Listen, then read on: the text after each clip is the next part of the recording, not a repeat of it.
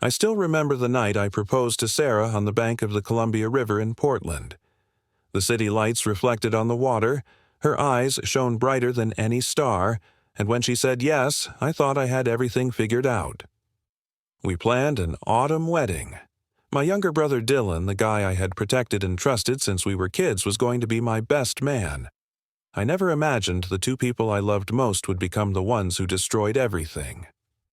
3 months before my wedding day, my entire world collapsed. Before we dive into what happened next, I would love to know where you are watching this from. Drop a comment below and let me know your city or country. And if you are enjoying this story so far, please hit that like button and subscribe to the channel, because what happened next will show you how family can betray you in ways you never saw coming. Let's get into it. I worked at an architecture firm in downtown Portland. The job was demanding, but I loved it. Long hours, tight deadlines, creative challenges. Sarah was a graphic designer who worked remotely from our 2-bedroom apartment. She had her own schedule, her own rhythm. We had been together for 3 years, engaged for 6 months. Everything felt right. Then Dylan lost his job in Seattle. He called me on a Tuesday night, voice shaking, asking if he could crash with us for a while. He was 26, struggling, and he was my brother. Of course I said yes. Sarah agreed without hesitation. We set him up in the spare bedroom, the one we had planned to turn into a nursery someday. At first, everything seemed normal. Dylan looked for jobs during the day, helped around the apartment, stayed out of our way. But then I started noticing small things. Sarah would cook elaborate dinners on nights Dylan was home dishes he loved growing up. Pot roast with garlic mashed potatoes, chicken parmesan with fresh basil. But when it was just the two of us, she would throw together something simple. Pasta with jarred sauce, grilled cheese sandwiches. I would come home from work and find them laughing together on the couch, but the laughter would stop the moment I walked through the door.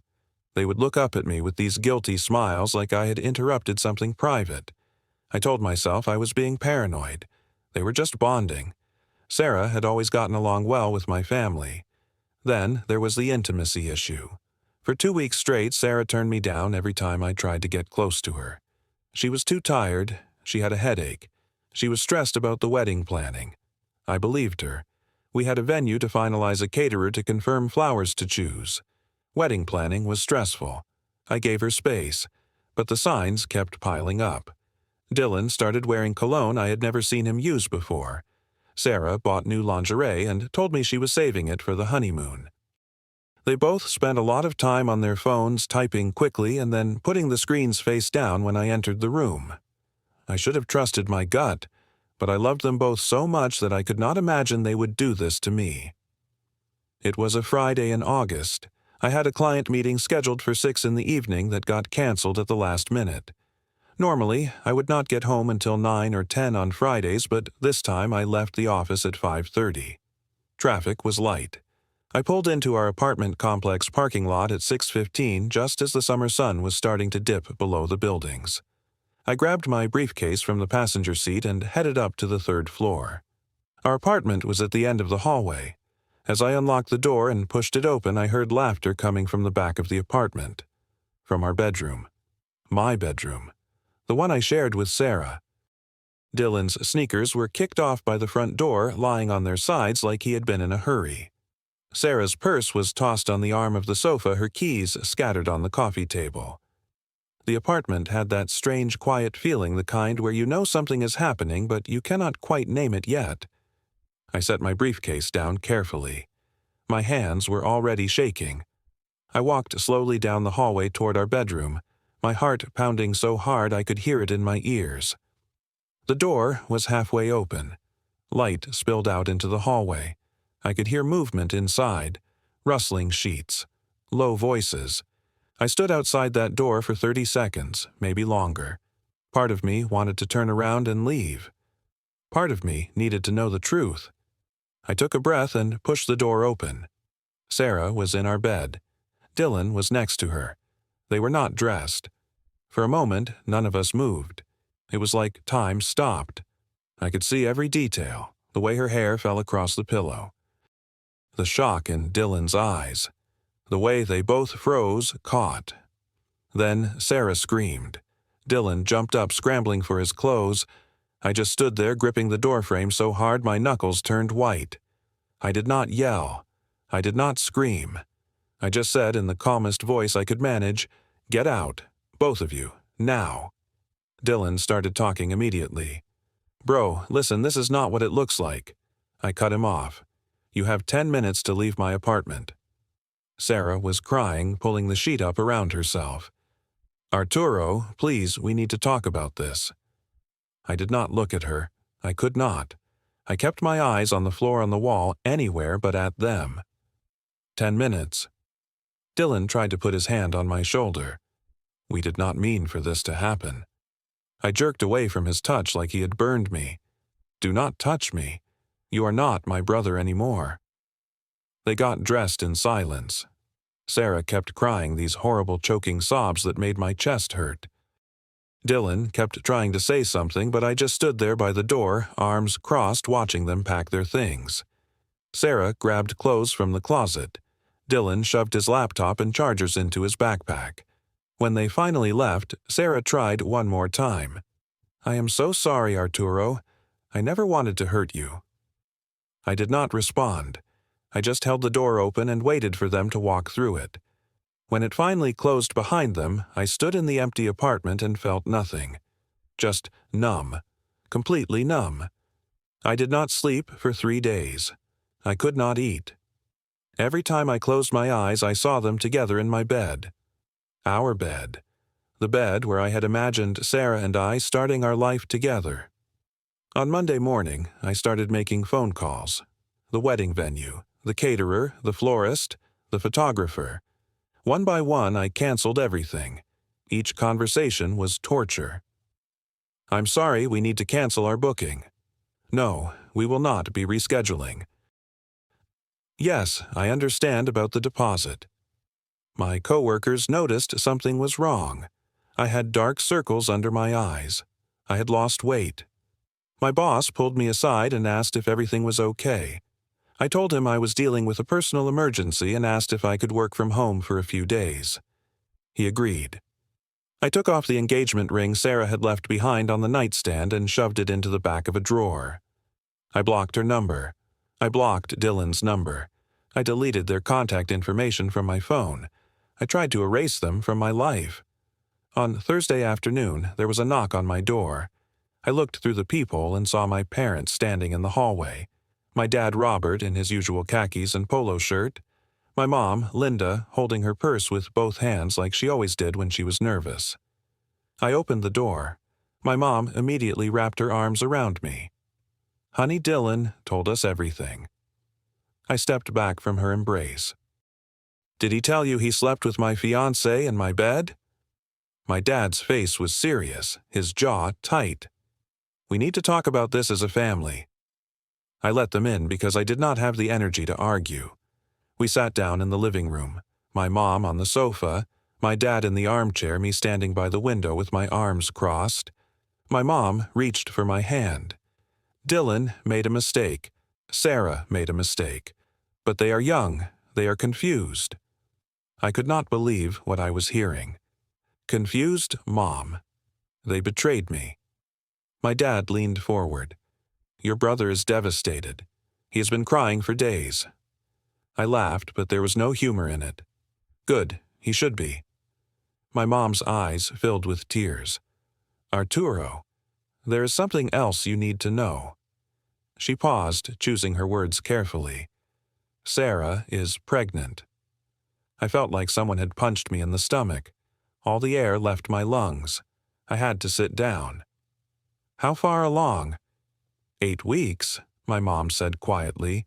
I did the math in my head. 8 weeks. That was right around the time Dylan moved in with us. "The baby is mine." My dad shook his head. "The baby is Dylan's."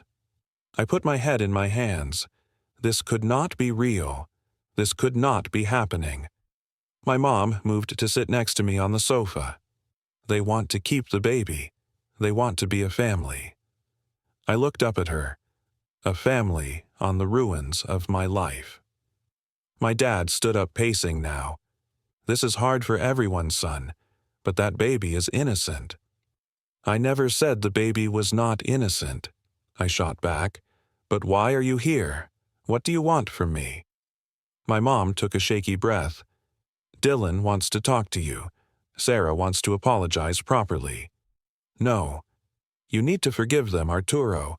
My dad said, his voice taking on that firm tone he used when he wanted to end an argument. For the baby's sake. I stood up and looked at my parents like I was seeing them for the first time. Really seeing them. My mom tried again. That baby will be your niece or nephew. You will be an uncle. An uncle, I repeated, to the child my brother had with my fiancée. My dad's voice got harder. Family forgives Arturo. That is what we do. So I am supposed to just smile and pretend nothing happened. My mom was crying openly now. We are asking you to be the bigger person. Then she dropped the real reason they were here. Your grandmother called. She wants to know when you are coming to visit. Your sister Emma thinks you are being selfish. Everyone is worried about you. My dad pulled out his phone and showed me a text message. Your grandmother wants a family dinner this Sunday. Everyone will be there, including Dylan and Sarah.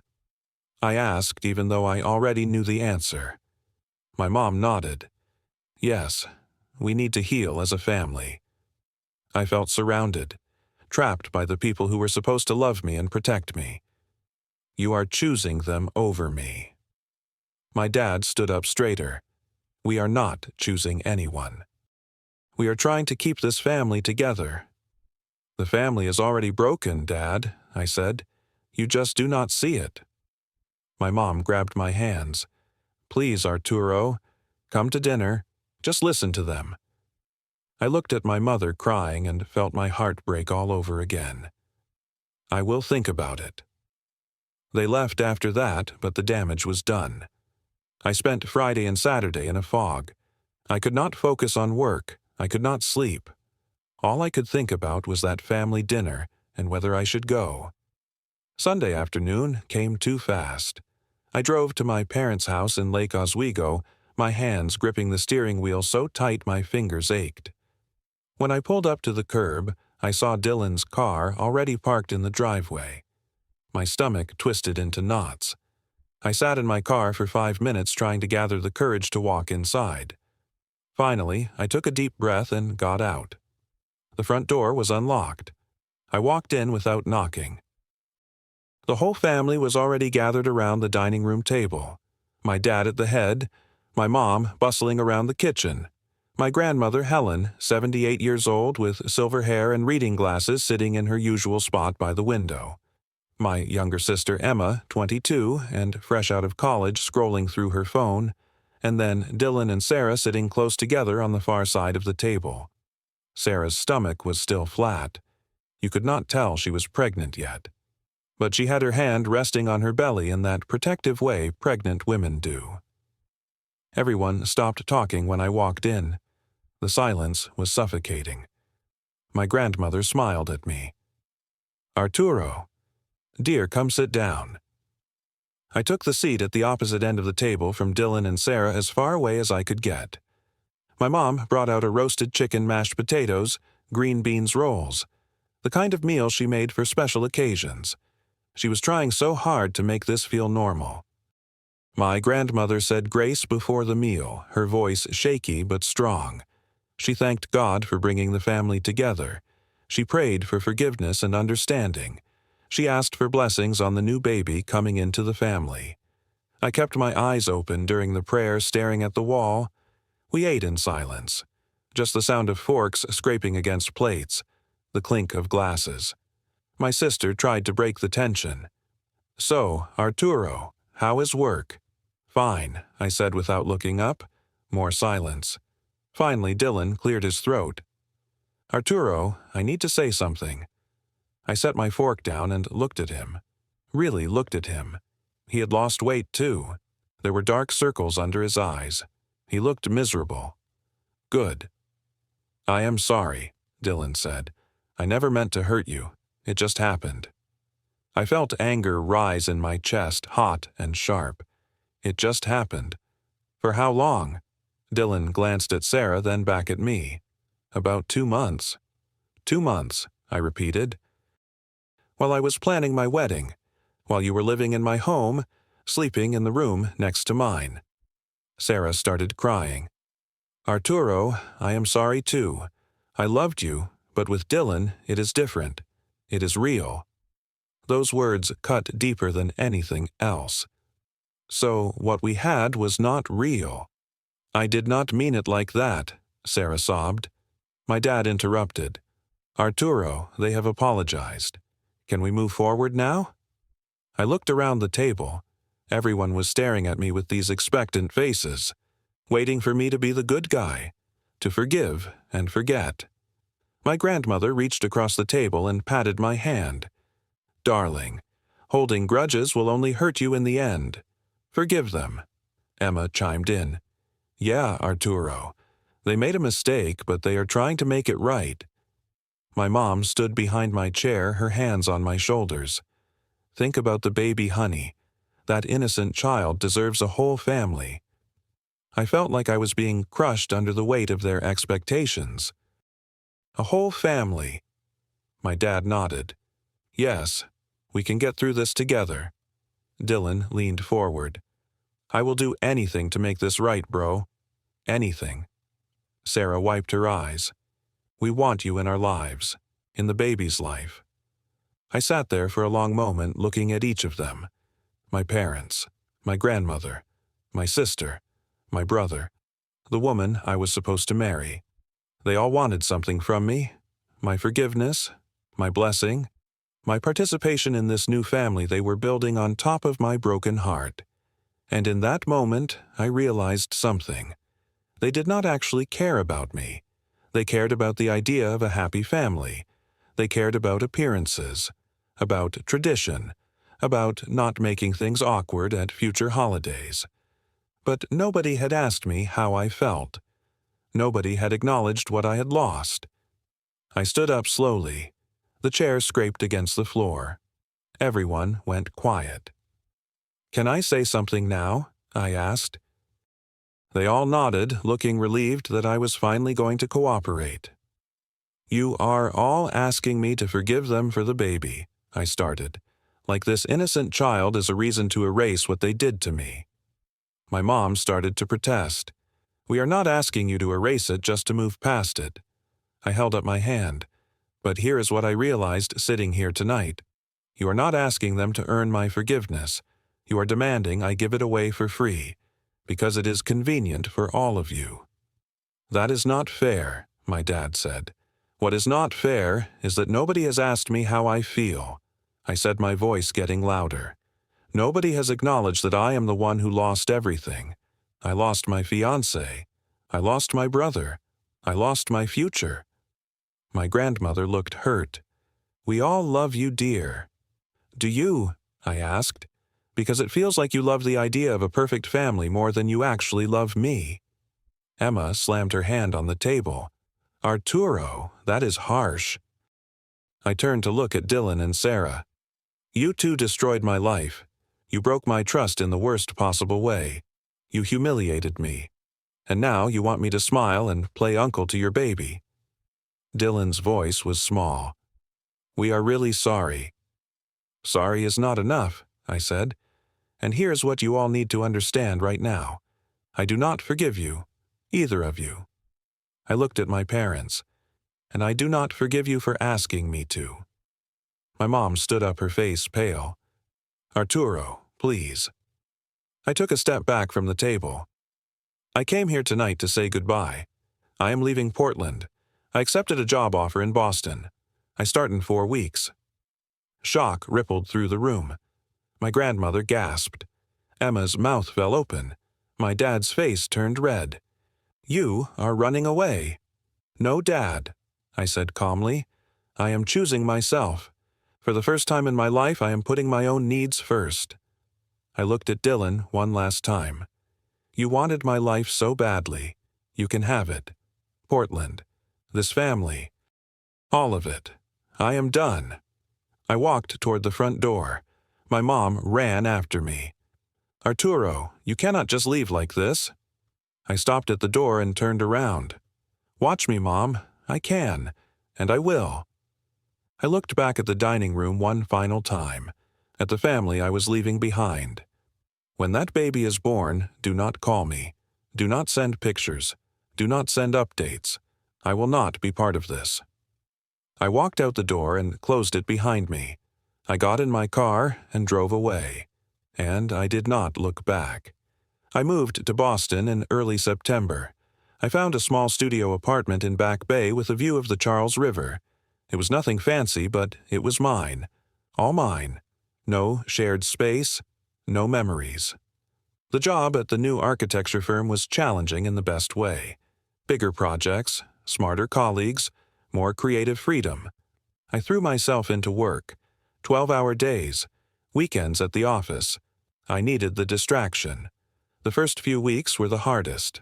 I was lonely. The apartment felt too quiet. I would come home after work and sit by the window watching the city lights reflect on the water and wonder if I had made the right choice. My parents called constantly. I let every call go to voicemail. Eventually, they stopped calling and started texting instead. Short messages. "We love you. Please call us back. We just want to talk." I did not respond.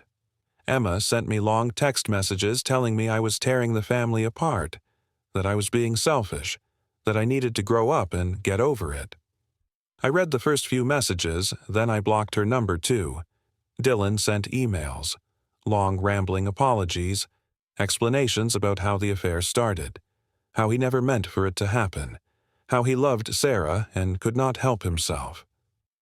I deleted every single email without reading past the first line. Sarah sent me an ultrasound picture when she was 12 weeks along, a tiny blob on a black and white screen. I stared at that picture for 10 minutes, feeling my chest tighten. Then I deleted it. My grandmother sent me a handwritten letter, her shaky cursive filling 2 pages of flowered stationery. "Family is forever," she wrote. "Come home and make peace before it is too late." I folded the letter and put it in the back of a drawer. I did not write back. The silence from my family should have made me feel relieved, but instead it just made me feel empty. I had chosen to walk away, but that did not make it hurt any less. October came. The leaves in Boston turned brilliant shades of red and gold. I started working on a project designing a new museum in Cambridge.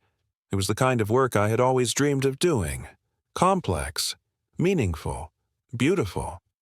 That is when I met Marcus. He was a senior architect at the firm, an African-American man in his mid-30s with an easy smile and a sharp mind. He took me under his wing, showing me the ropes, introducing me to the right people. One Friday after work, Marcus invited me to grab dinner with him. We went to a small Italian place in the North End. Over pasta and red wine, I told him everything. The whole story. Sarah, Dylan, the baby, the family dinner, my decision to leave. Marcus listened without interrupting. When I finished, he just nodded. "You did the right thing. Nobody gets to tell you how to heal from something like that." It was the first time anyone had validated my choice.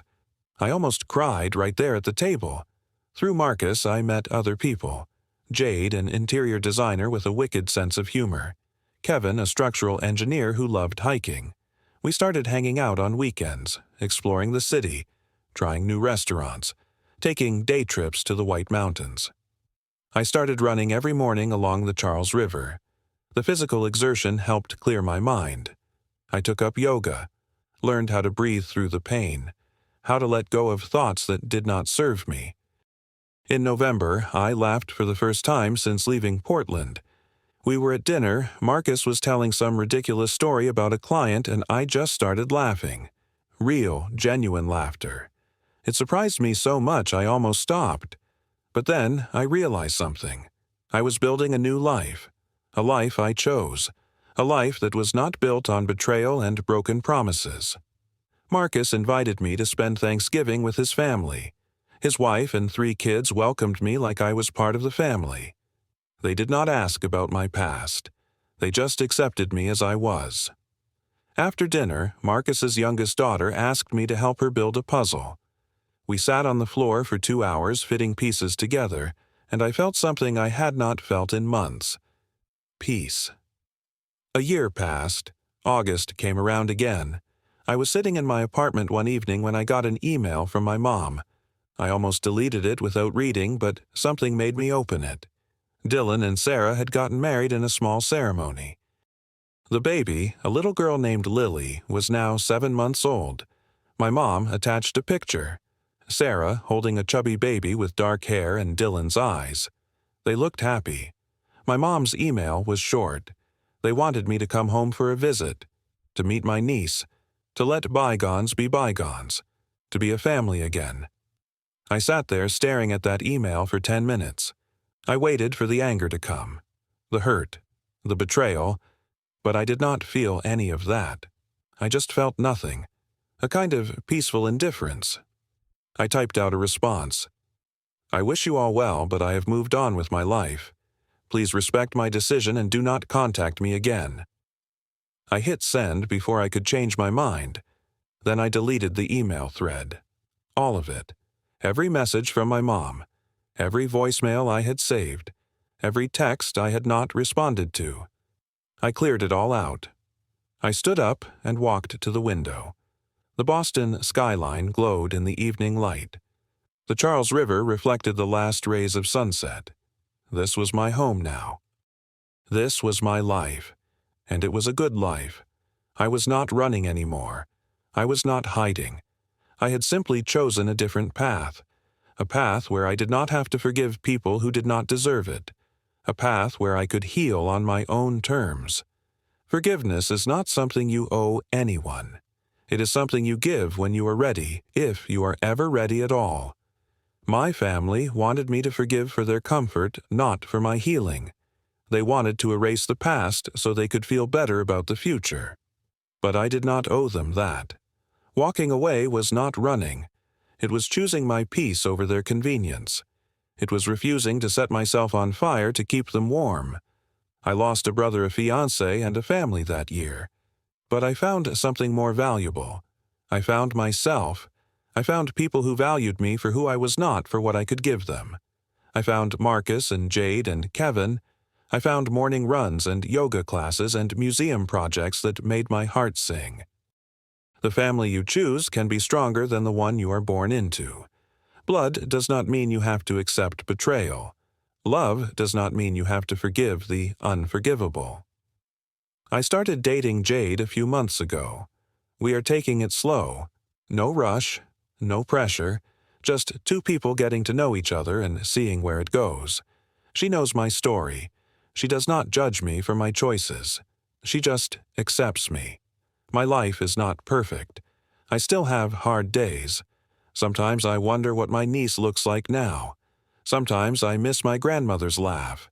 Sometimes I wish things had turned out differently. But I do not regret leaving. I only regret not doing it sooner. Sometimes the greatest act of love is knowing when to walk away, and the greatest act of strength is never looking back. I chose myself, and I would make that choice again every single time. So let me ask you something. Have you ever had to walk away from family because they refused to see how much they hurt you? Have you ever been asked to forgive someone just because it made other people comfortable? Drop your story in the comments below. I read every single one, and I would love to hear from you. If this story resonated with you, please hit that like button. It really helps the channel grow, and if you have not subscribed yet, click that subscribe button and turn on notifications so you never miss a story. Share this video with someone who might need to hear it. Someone who is struggling with the weight of family expectations. Someone who needs permission to choose themselves. Thank you so much for listening to my story. I hope it reminded you that your peace matters more than anyone else's comfort. Take care of yourself out there. You deserve it.